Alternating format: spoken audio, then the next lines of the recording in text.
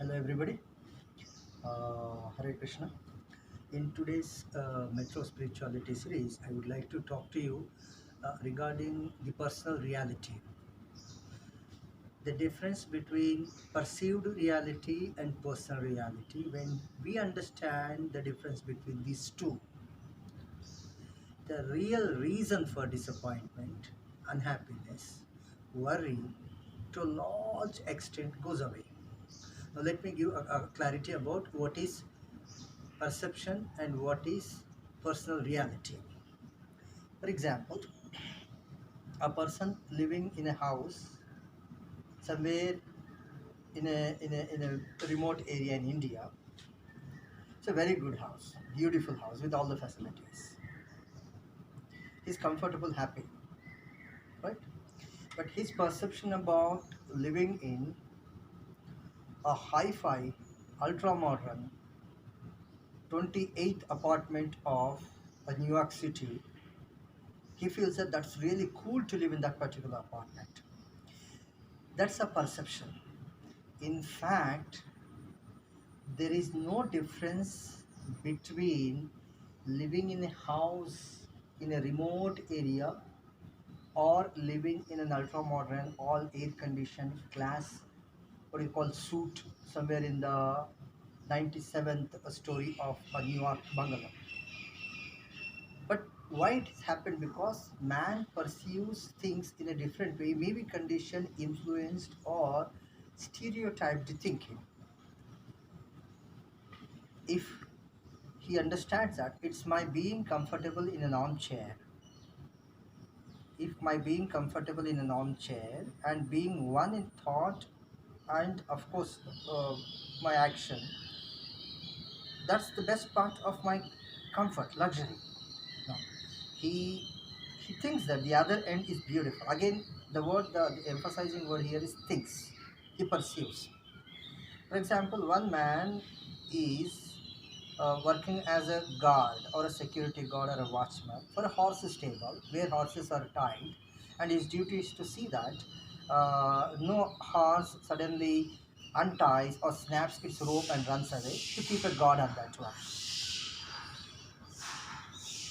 It all depends upon his perception. He may think it's a cool job, or he may think it is a boring job.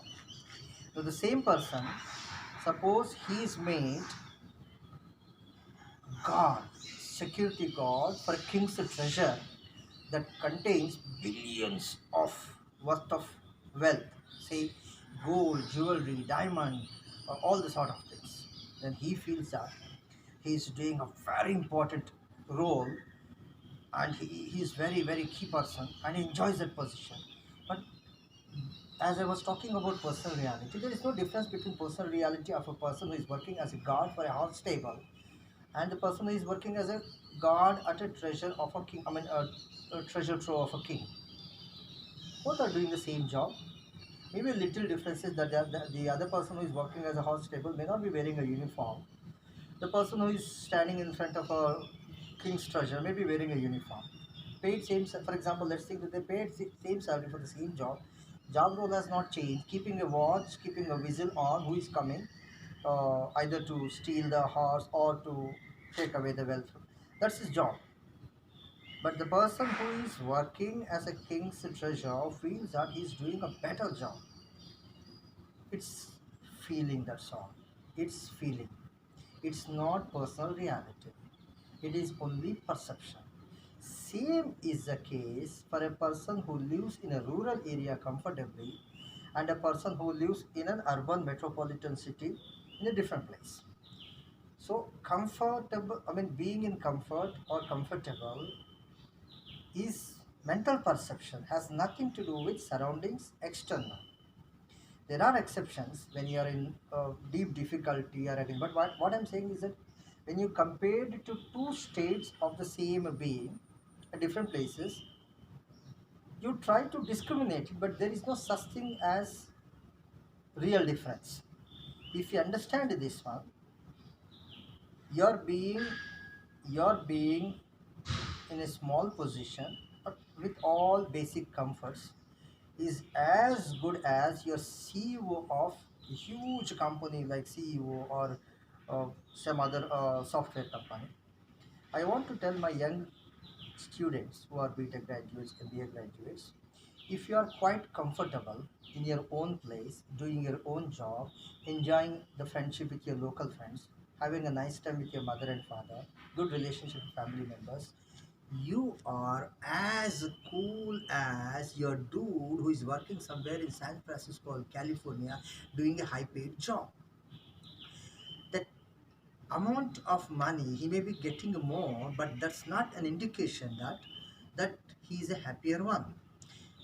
Happiness is something how we perceive it. He is doing the job and his feeling is highly paid, but that's again a feeling. He enjoys the same comforts as this guy who enjoys in a rural area. So this difference, if one understands, then one sitting in an armchair and reading his favorite book in a relaxed way, holding a cup of coffee, is as good as in reality as a king on the throne. Sometimes the king on the throne may be more under more pressure rather than the person sitting in an armchair having sipping a cup of coffee. But we don't interpret it that way. The young people, particularly, what they think is that if they have the basic minimum facility provided by loving mother and father, they're blessed people. But what they usually compare is that some guy has a David Harley motorbike and he's a cool guy. He's blessed guy. He's enjoying a lot of things. That again, our perception. If you are taking a stroll in the narrow woods surrounded by all greenery, you too are a cool guy. You are a blessed guy. You are comfortable. You are modern. Again, all these are related to perception. So what I advise the younger generation, my ex-students, be aware of your own thinking. Your thinking may be your biggest enemy. Your thinking may be a disappointing factor to you. Your thinking may be a disturbing factor to you. Think about your thinking, change your perception, understand your personal reality, and you'll become a happier soul. That's all for today. Have a good evening. Hare Krishna. Thank you very much.